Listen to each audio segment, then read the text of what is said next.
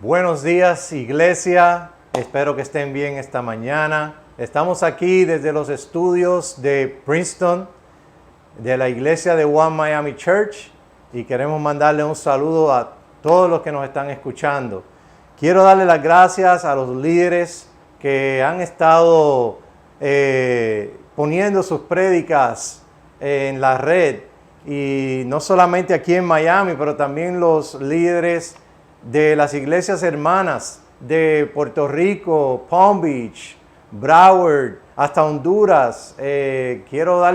Bolivia, quiero darle las gracias por su mensaje y quiero animarlos a que sigan, por favor, fuertes en su fe. Estamos orando por todos ustedes. También quiero darle las gracias al equipo técnico aquí en One Miami Church. Aquí está conmigo Leque y Marielos ayudando. Gracias a todos los que hacen esto posible. Y también quiero darle las gracias a todas las personas que estuvieron orando esta semana por la situación que estamos viviendo ahora mismo. Y quiero también darle las gracias al equipo del grupo de alabanza que ha puesto unas canciones para nosotros esta mañana. Así que antes de empezar la prédica, quiero tomar este tiempo para que se levanten en sus casas como familia para cantar esta canción todos juntos antes de mi sermón. Amén. Así que vamos a levantarnos y si pueden escuchar la canción conmigo, por favor.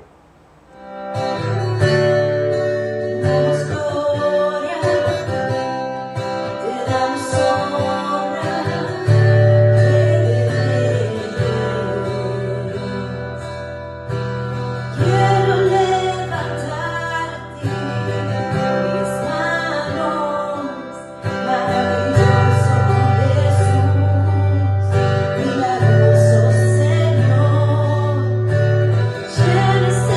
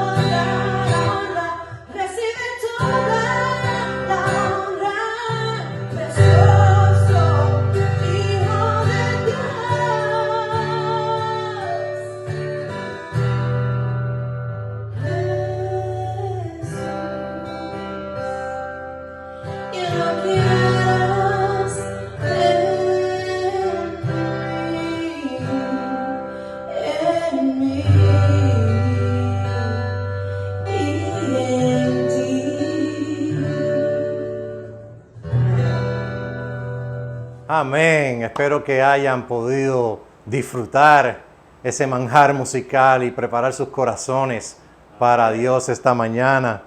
Quiero empezar diciendo que estamos viviendo unos tiempos bien difíciles y las cifras del coronavirus están aumentando.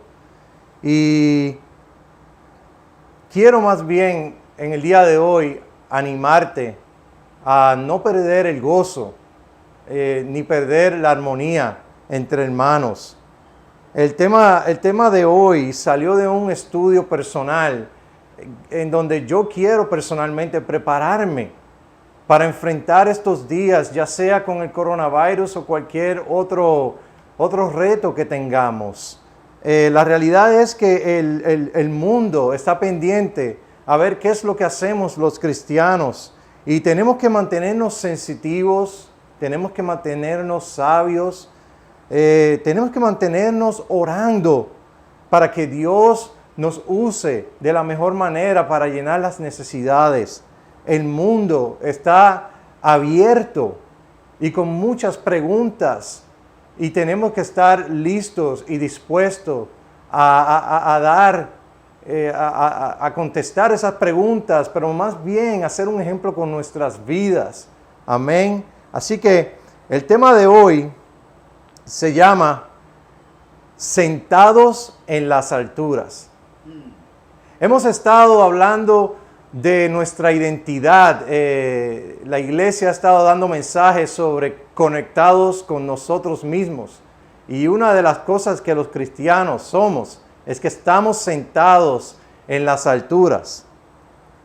Y quiero hacer un pequeño resumen de la prédica de John Reus el domingo pasado y la enseñanza de Ramiro Figueroa el jueves. Ambos hicieron un trabajo increíble. John habló de que somos consagrados, apartados para servir y que tenemos que cuidarnos de las contaminaciones del mundo, del pecado, para que Dios nos pueda utilizar efectivamente. Y después el jueves, Ramiro Figueroa nos enseñó sobre la importancia de la oración y nos dio un gran ejemplo a través del rey Josafat de Israel de cómo orar cuando estamos abrumados. Y la realidad, hermanos, es que estamos en unos momentos bien tensos. Y yo lo que quiero es, otra vez, animarlos a que no pierdan la alegría y no pierdan la armonía entre nosotros como cristianos, para que entonces le demos ese gozo y esa armonía que el mundo necesita. Así que con eso en mente es el tema de hoy, sentados en las alturas. Quiero empezar leyendo esta escritura en Efesios 2, del 1 a 5. En otro tiempo, ustedes estaban muertos en sus transgresiones y pecados, en los cuales estaban conforme a los poderes de este mundo. Se conducían según el que gobierna las tinieblas, según el espíritu que ahora ejerce su poder en los que viven en la desobediencia. En ese tiempo también todos nosotros vivíamos como ellos, impulsados por nuestros deseos pecaminosos, siguiendo nuestra propia voluntad y nuestros propósitos. Como los demás, éramos por naturaleza objeto de ira a Dios. Pero Dios, y aquí es que viene la bondad de Dios. Pero Dios, que es rico en misericordia, por su gran amor por nosotros, nos dio vida eterna, nos dio vida con Cristo, aun cuando estábamos muertos en nuestros pecados. Por gracia, ustedes han sido salvos. Y en unión con Cristo, Jesús nos resucitó y nos hizo sentar con Él en las regiones celestiales, para mostrar en los tiempos venideros la incomparable riqueza de su gracia por su bondad derramó sobre nosotros en Cristo Jesús. Amén. ¿Qué significa de que estamos sentados en las alturas?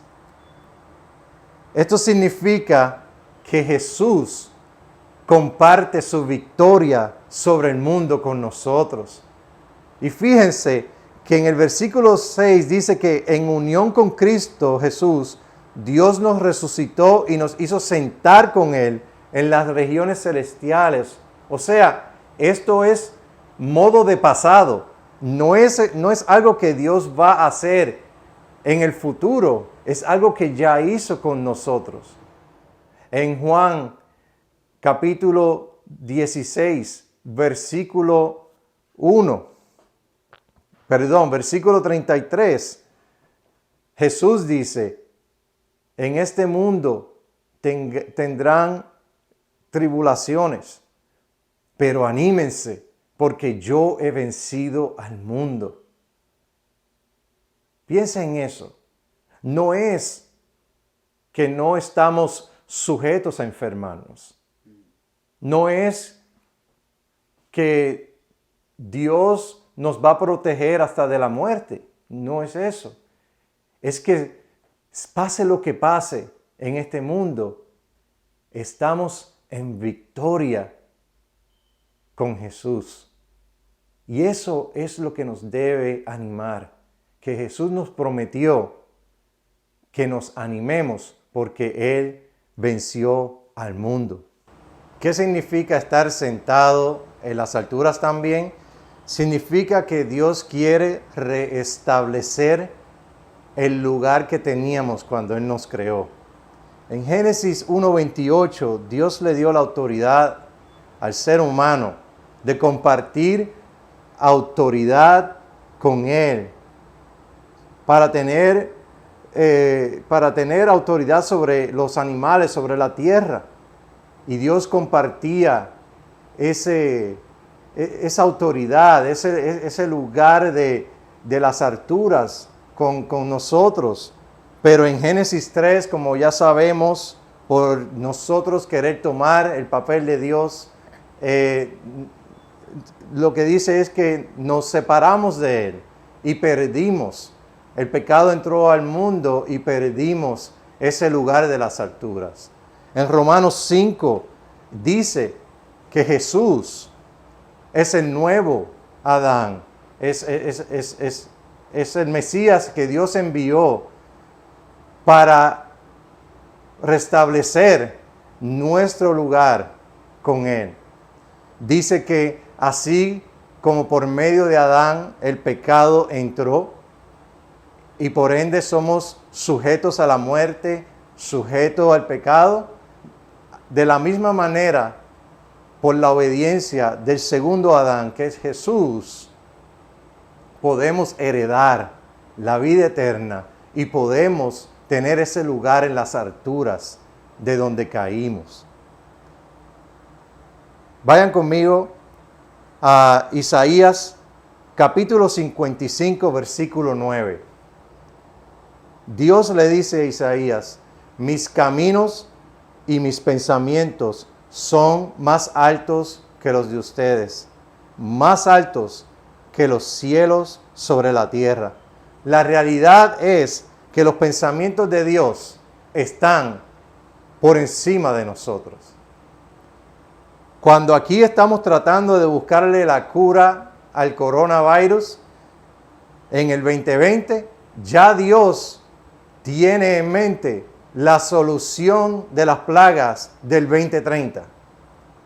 Cuando aquí pensamos que va a venir el final del mundo, apenas Dios está pensando en levantar una generación para levantar la otra generación, la siguiente y la siguiente. En realidad, cuando estamos pensando en algo aquí en la tierra, Dios está en las alturas y sus pensamientos están por encima de nosotros. Eso nos lleva a ser humildes cuando vamos a Él. Eso nos lleva a no venir con Él con demandas egoístas, pero entendiendo que Él está en control.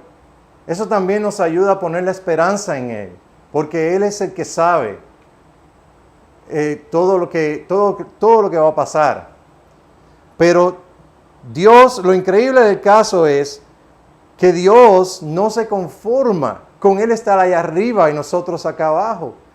Por los siglos de los siglos, Dios ha querido llamar la humanidad a restaurar ese lugar en las alturas con Él, como lo tenía al principio. En Juan 14:6, Jesús dice, yo soy el camino. Yo soy el camino al Padre. Y lo animante del caso es que nosotros, tú y yo, no hicimos nada para merecer que Jesús nos restaure a ese lugar de las alturas. Pero Dios entiende que somos de carne y hueso. En Salmo 103 dice que Él se acuerda que somos débiles, que del polvo salimos. Y nuestras mentes son frágiles. También nuestras mentes están continuamente atacadas por las mentiras del mundo, aún del mundo religioso. Y entonces Dios nos ha dado las herramientas para poder llevar nuestras mentes a las alturas donde pertenecemos en Cristo. Y esta mañana quiero darles una herramienta, presentarles una herramienta que Dios utilizó por medio de su Escritura para ayudar a los creyentes a fortalecer sus oraciones y sus mentes para andar en las alturas. Yo no sé si tú has tenido la oportunidad de ir a alguna montaña. Yo soy de Puerto Rico y yo he tenido la oportunidad de ir a las montañas en el centro de la isla de Puerto Rico. Y cuando yo subo a la montaña, yo puedo ver claramente la belleza de toda la isla. Puedo ver los edificios de lejos. Tengo una vista más clara de todo. Y yo creo que así, si tú y yo hacemos el esfuerzo por medio de la oración para enriquecer nuestras mentes, para andar en las alturas donde pertenecemos, vamos a ver la realidad que estamos pasando de una manera diferente, en donde vamos a tener fortaleza espiritual. Amén. Así que les voy a enseñar este video de los Salmos antes de presentar esta herramienta de los Salmos. Vamos a ver este video para que vean cómo Dios utilizó los Salmos para ayudar a los creyentes.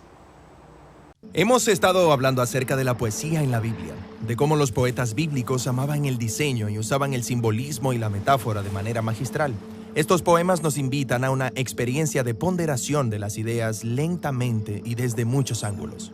Y la colección más grande de poesía en la Biblia es el libro de Salmos. Entonces, de eso es sobre lo que vamos a profundizar aquí. Ahora, los israelitas compusieron muchísima poesía a lo largo de su historia. Sí, los poemas fueron escritos por los sabios, los reyes y los profetas de Israel. Algunos poemas fueron cantados por coros en el templo de Jerusalén, mientras que otros fueron orados por las familias en sus casas. Y a lo largo de los siglos, los poemas más importantes y más ampliamente leídos fueron compilados, juntos para ser leídos o cantados en ocasiones especiales. Y estoy familiarizado con libros de poesía, una gran colección de los mejores poemas en un mismo lugar, y puedo leerlos y elegir mis favoritos. Pero el libro de Salmos no es este tipo de colección. Aquí, cada poema ha sido profesionalmente elaborado y luego colocado donde está por una razón, para crear una narrativa desde el principio del libro hasta el final. Los salmos recuentan poéticamente la historia bíblica completa y te invitan a un templo literario. ¿Un templo literario? Sí, el tabernáculo y después el templo en Jerusalén era donde los antiguos israelitas iban a encontrarse con Dios. Cuando llegabas, veías arte e imágenes por todos lados. Veías a los sacerdotes haciendo rituales, escuchabas canciones y oraciones. Todo esto proclamaba simbólicamente que tu Dios gobierna el mundo desde esta montaña y tú estás en su sala de estar. Entonces el templo era un lugar para estar en la presencia de Dios y también para sumergirte en la historia del reino de Dios. Exactamente. Entonces, intenta imaginar lo traumático que fue cuando los babilonios invadieron Jerusalén, saquearon y quemaron el templo y se llevaron a muchos israelitas al exilio. Sí, ¿y a dónde irán ahora a encontrarse con su Dios y cantar su historia y decir sus oraciones? Ahí es donde entra el libro de Salmos. Este es un libro de oraciones para exiliados, diseñado como un templo virtual.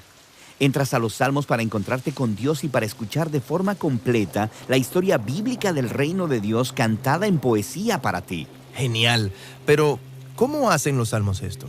Empecemos con el diseño del libro. Hay 150 poemas divididos en 5 secciones claras. Al principio, se ha colocado una breve introducción, Salmos 1 y 2, que establecen los temas principales del libro completo repasando la narrativa bíblica. Ok. El Salmo 1 mira hacia el jardín del Edén y su río de la vida. Sí, Dios colocó a la humanidad en un jardín templo. Y aquí los humanos decidieron definir el bien y el mal en sus propios términos, así que son exiliados del jardín. Pero el primer salmo pinta un retrato de esperanza acerca de un hombre recto que se deleita en la sabiduría de Dios, llamada Torá o instrucción. Esta persona es como el árbol de la vida en el jardín templo. Florece eternamente porque está plantado en el río de la vida, en Dios. Sí, eso es hermoso, pero ¿quién se supone que es? Bueno, ¿recuerdas esa historia en Génesis después de la rebelión necia de la humanidad? Dios hizo una promesa. Ah, cierto, un humano futuro, la simiente de la mujer que vendría y derrotaría al mal y restauraría el mundo. Y de esto se trata el Salmo 2. La promesa de Dios de que un rey del linaje de David vendría. Se le llama el Hijo de Dios y el Mesías. Dios lo designa para traer justicia sobre la maldad humana y restaurar el reino de Dios y la paz sobre las naciones. Entonces, los Salmos 1 y 2 introducen todos estos temas principales. Sí. Luego, el libro desarrolla esos temas a lo largo de las 5 secciones. Las primeras 2 exploran la complicada historia de David y de su familia real. La tercera sección se enfoca en la tragedia del exilio de Israel y la caída del linaje real de David. Pero luego, la cuarta y quinta sección reavivan la esperanza por el Mesías, un nuevo templo y el reino de Dios al otro lado del exilio. El libro termina con una conclusión de 5 partes, alabando a Dios por su fidelidad. Genial. Ahora casi la mitad de los salmos están conectados con un hombre, el rey David, quien Dios eligió para gobernar a Israel. Sí, la historia de David es muy importante en este libro. Él experimentó tiempos de dificultad, pero confió en Dios con una fe radical. Y en esos poemas, David comparte sus miedos, confiesa sus fracasos y ofrece gratitud a su Redentor. Y él constantemente está hablando de un profundo deseo de estar en la presencia de Dios en el templo. Pero espera, David vivió antes de que el templo fuera construido. Exactamente. Este retrato de David esperando y orando por el reino de Dios y el templo futuro se asemeja a las esperanzas de las generaciones posteriores de exiliados. Así que las oraciones de David podrían convertirse en las suyas también. David es como un entrenador de oración, dándonos palabras para saber cómo orar y cómo descubrir la presencia de Dios en tiempos buenos y malos. Exactamente. Hay 73 poemas conectados a David, pero la mayoría del resto procede de generaciones posteriores de poetas bíblicos, y ellos habían aprendido a orar y a esperar como David. Y así, el resultado final es el libro de Salmos, diseñado como un templo virtual para todas las generaciones del pueblo de Dios. Esta no es la clase de libro que lees una vez y lo dejas a un lado. No, está diseñado para una lenta relectura y reflexión durante toda la vida. Estas oraciones, lamentos y canciones de alabanza tienen el propósito de que sean nuestras. Son poemas para exiliados que están aprendiendo a vivir conforme a la sabiduría de Dios y a buscar la justicia de Dios en el mundo mientras esperan por el Mesías venidero y por el reino de Dios. Qué increíble, ¿no? Cómo me anima que Dios, yo tengo un libro en la Biblia que me ayuda a identificarme con lo que los creyentes estaban pasando. Pero esta mañana yo quiero específicamente introducir los Salmos 120 al 134. Obviamente no tengo el tiempo para hablar de todos esos salmos ahora, pero lo que quiero es darles una tarea. Y ustedes pueden ver en las pantallas ahora mismo esta gráfica. Nos enseña los salmos, se llaman los salmos de peregrinos o los salmos de ascenso. Y esto básicamente eran cánticos tradicionales que cantaban los judíos cuando ascendían al gran monte de Sión. Ahora, déjame darles un dato histórico de estos salmos 120 al 134. En Éxodos 23, 14 y 17, Dios estableció 3 festivales al año en que todos los israelitas tenían que presentarse en Jerusalén para rendirle culto al Señor. Y todos los israelitas de todas partes del mundo tenían que ir como peregrinos, y en su camino ellos iban cantando estos cánticos. Por eso es que estos cánticos 120 al 134 también se llaman los cánticos de los peregrinos. Ahora, un dato geográfico es que Jerusalén estaba situada sobre una montaña llamada el Monte Sión. Y para llegar al templo tenían que los peregrinos ascender hacia la montaña. Por ende, el título, Cánticos de Ascenso. Ahora, imagínate tú, quiero que usen su imaginación por un momento. Imagínate tú nosotros siendo peregrinos en ese tiempo, y a la medida que nos vamos acercando a la montaña de Jerusalén, empezamos a ver de lejos esa montaña con el templo arriba. Imagínate las emociones que empezaban a tener estos peregrinos. Imagínate la emoción que sentían al llegar a esa montaña, listos para alabar a Dios. Yo me imagino, hermanos, que estando en ese tiempo de alabanza, ellos no estaban pensando cuán duro fue la jornada. Estos salmos también han servido a través de la historia a ayudar a los creyentes a poner sus esperanzas en Dios en los tiempos de oraciones. De hecho, dato histórico, los cristianos del primer siglo, cuando pasaban por las fuertes persecuciones del Imperio Romano, encontraban fuerza en estos salmos. Yo sé que hay muchas cosas hoy día. Yo sé que hay muchas canciones modernas, cristianas, que son increíbles, pero los animo a que estudien estos salmos en esta semana. De hecho, son 14 salmos. En tiempo de cuarentena, por 14 días, puedes coger un salmo al día y orar, a ver dónde Dios te lleva y que te lleve a las alturas. Por ejemplo, Salmo 120 empieza con una angustia y Salmo 34 termina con alabanza y bendiciones a las demás personas.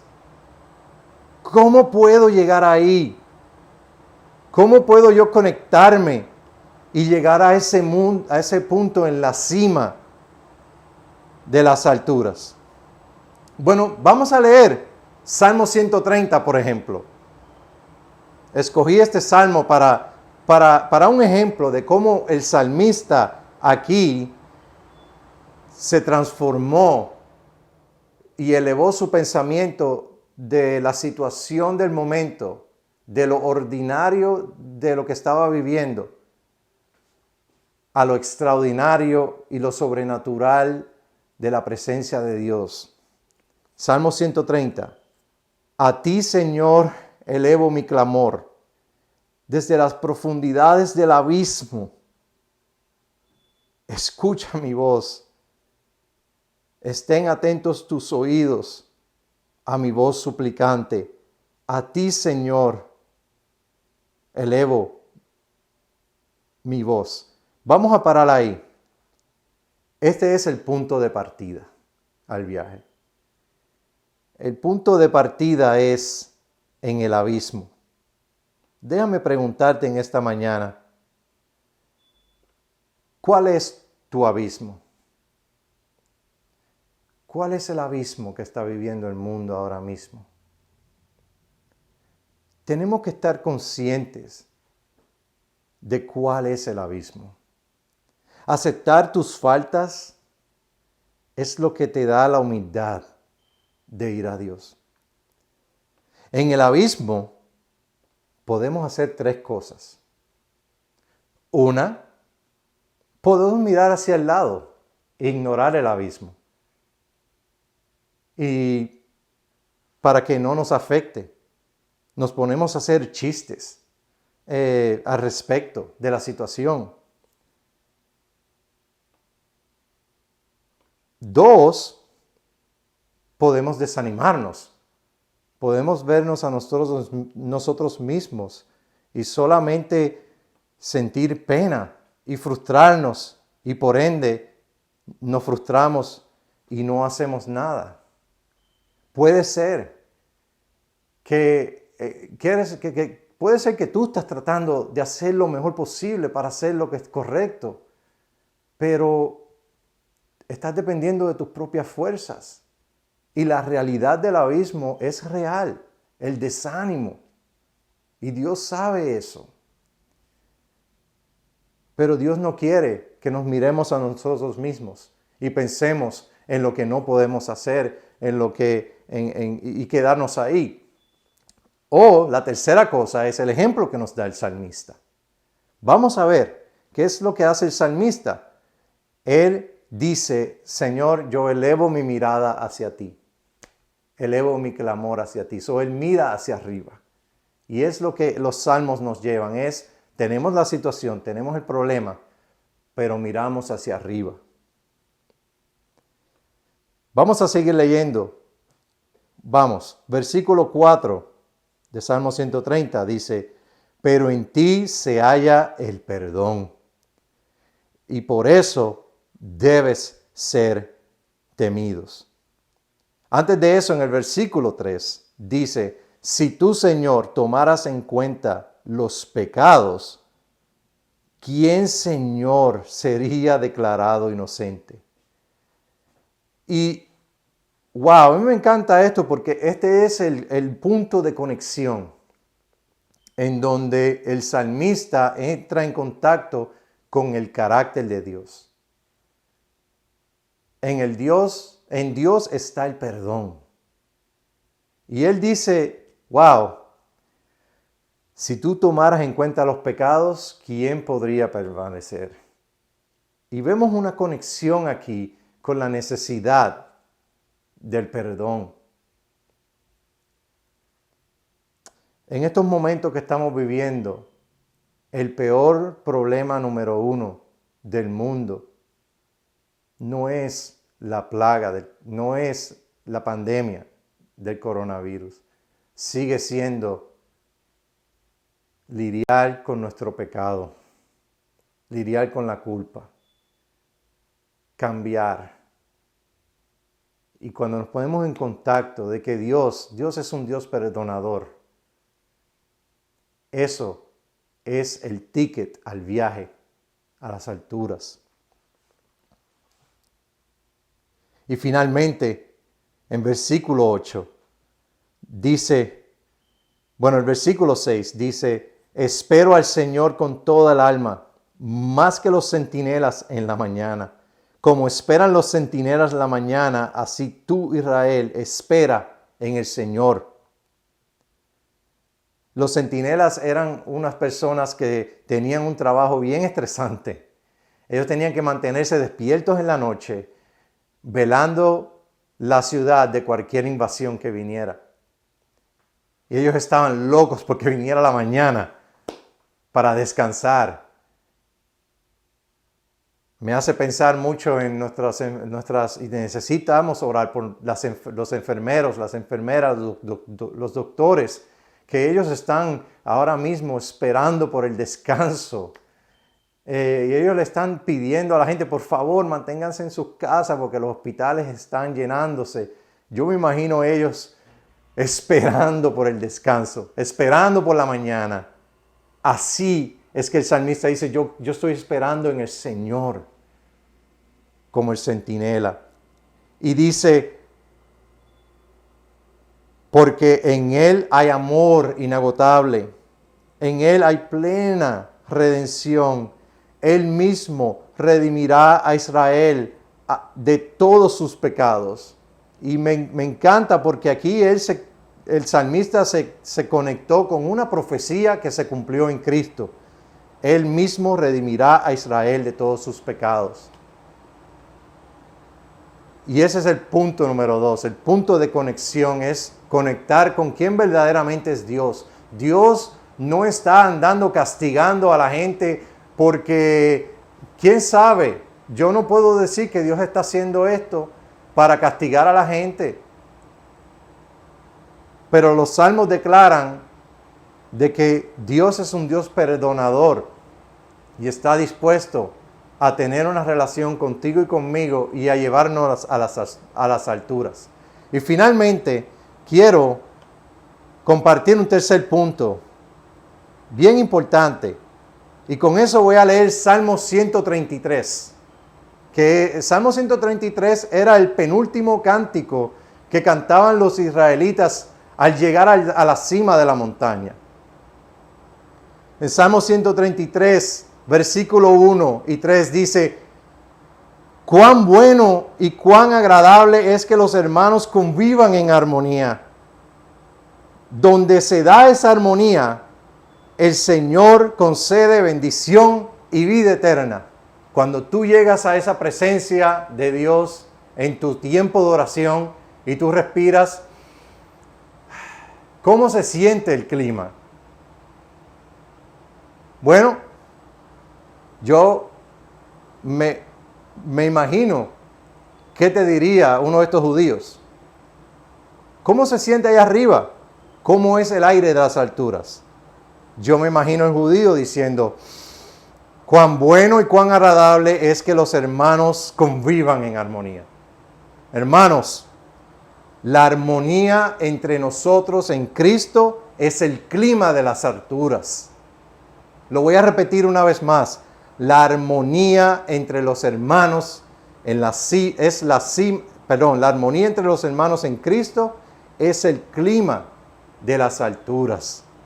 Si no vivimos en armonía, si no estamos, y estoy hablando de la iglesia, primero que nada, nuestra relación entre los hermanos en Cristo, si no vivimos esta armonía con nuestros hermanos en Cristo, no hemos llegado a la cima de las alturas en nuestros pensamientos. Y nos estamos engañando. Hay un paralelo de este salmo con dos escrituras. Una es Juan 17:21 y la otra es Primera de Timoteo 2:8. Juan 17:21 dice, Jesús orando dice, Señor, oro para que todos sean uno. Padre, así como tú estás en mí y yo en ti, permite que ellos también estén en nosotros para que el mundo crea que tú me has enviado. Hermanos, el mundo quiere respirar el aire de las alturas y ese aire es la armonía. Si el mundo no ve armonía entre nosotros, no van a creer en Cristo.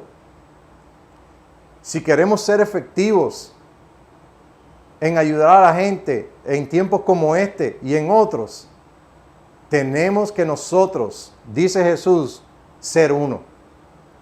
No podemos dejar que cosas secundarias en este mundo separen la armonía. Número 2, Primera de Timoteo 2:8. Pablo escribe, quiero pues que en todas partes del mundo los hombres oren, levantando las manos al cielo con pureza de corazón, sin enojos ni contiendas. ¡Wow! Hay otro paralelo en Colosenses 3. Y voy a cerrar con esa escritura antes de la comunión. Colosenses 3 habla de la vestidura de las alturas. Escuchen bien. En versículo 1 y 2 dice en Colosenses 3, ya que han sido resucitados con Cristo, busquen las cosas de arriba, donde está Cristo sentado a la derecha de Dios.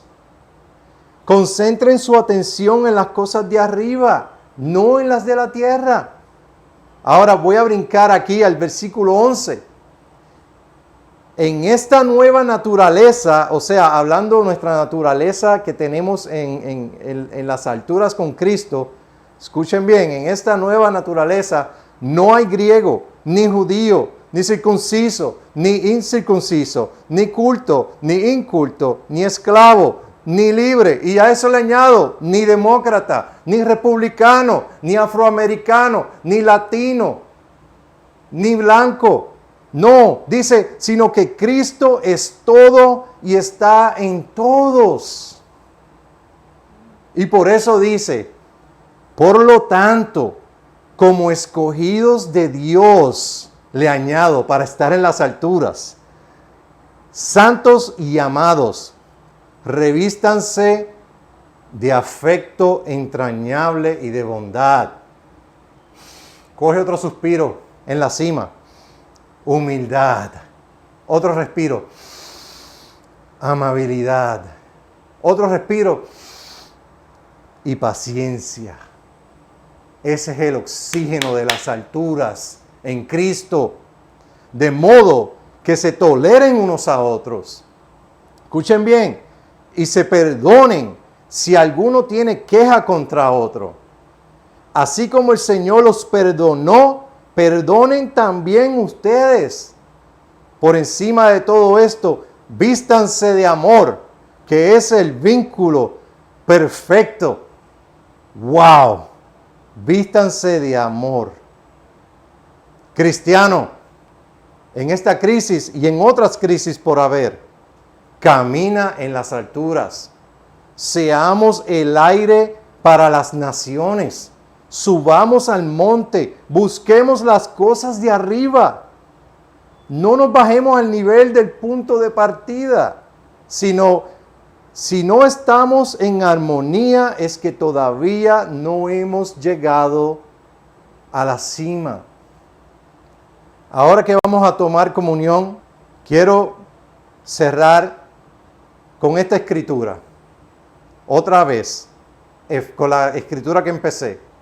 Efesios 2, 4 y 5. Pero Dios, que es rico en misericordia, por su gran amor por nosotros, nos dio vida con Cristo, aun cuando estábamos muertos en el pecado. Por gracia ustedes han sido salvados, y en unión con Cristo Jesús, Dios nos resucitó y nos hizo sentar con Él en las regiones celestiales. Y ahora cuando tomemos comunión, pensemos en dos cosas. Número uno, gracias a Jesús. Ese es el precioso nombre de Jesús. Por eso es precioso, porque por Él, por lo que Él hizo, es la única manera que estamos en las alturas. Pero número dos, te invito a que uses esta cuarentena para meditar en los salmos y ponerle sazón y gozo a tu relación con Dios. Reconoce el abismo en tu vida y decide salir del punto de partida en tu mente. Conecta con el punto de conexión, con el carácter perdonador de Dios. Y tercero, cuando llegues a las alturas con Cristo, respira el aire de la armonía en Cristo. Y cuando llegues a ese punto de llegar a las alturas, ve y expárselo a las personas a tu alrededor. Y ahora vamos a cerrar con una canción para preparar nuestros corazones para la Santa Cena. Entre ustedes como familia puedan tomar la comunión. Amén. Muchas gracias.